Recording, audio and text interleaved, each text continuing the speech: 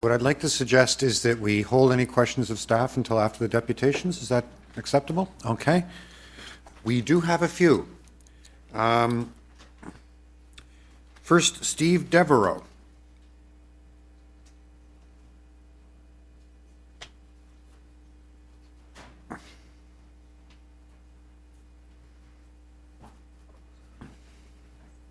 You can't both be Steve. It's both of us. If you just introduce yourselves, would you like 5 minutes each or one 5-minute presentation? Just 5 minutes is fine. Okay, Yeah. thank you. Thank you, Mr. Chair and members of council. My name is Leona Savoie, and Steve DeVoe is sitting right next to me. We are representing BILD, the Building Industry Land Development Association. We are comprised of over 1,300 members that last year provided 120,500 new jobs in Toronto alone and generated $8.8 billion in total wages. Evidenced by these stats, we are important partners in city building and definitely contribute to the city's prosperity. We are here to request the following today. 1, the deferral of the item to have meaningful stakeholder consultation prior to its adoption.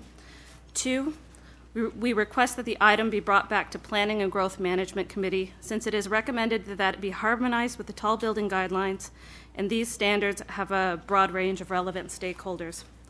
We have submitted a letter highlighting many concerns that our industry has yesterday, but we'll just talk to a few bigger picture items during this deputation. Firstly, BILD specifically has not been consulted with.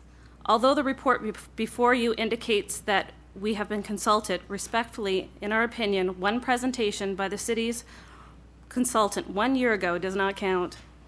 At that time, staff could not advise what they could or could not support, and we have subsequently made a written submission outlining our concerns and asked for meaningful follow-up consultation. This never happened.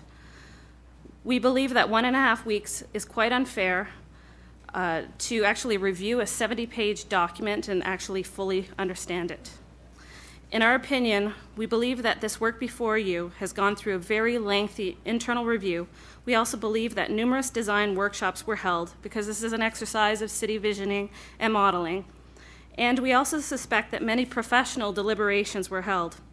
The only unfortunate thing is, we, the people who implement and build out this visioning document, were not invited to participate in the progress of work along the way.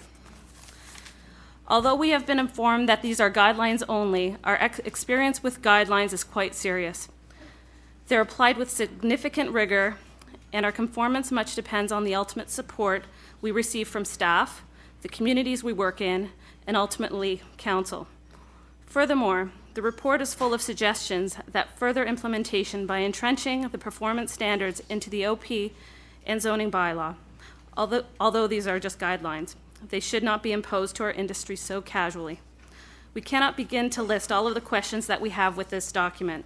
However, we can say that most of them surround the mapping, specifically rationales for tall site selections and rationales for heights. The setback recommendations and small site definitions also concern us. Generally, the rest of the performance standards are guidelines that we work with every day, and they work very well. We're simply asking for time to best understand this policy document and to have meaningful discussions. We have made great strides in the past in successful collaboration with staff, and let's build on this past success and work towards developing mutually beneficial policies together with improved consultation. Thank you. I'm here for any questions that you may have. Hey, that's my line. I don't see anyone jumping up. Thank you very much for your deputation.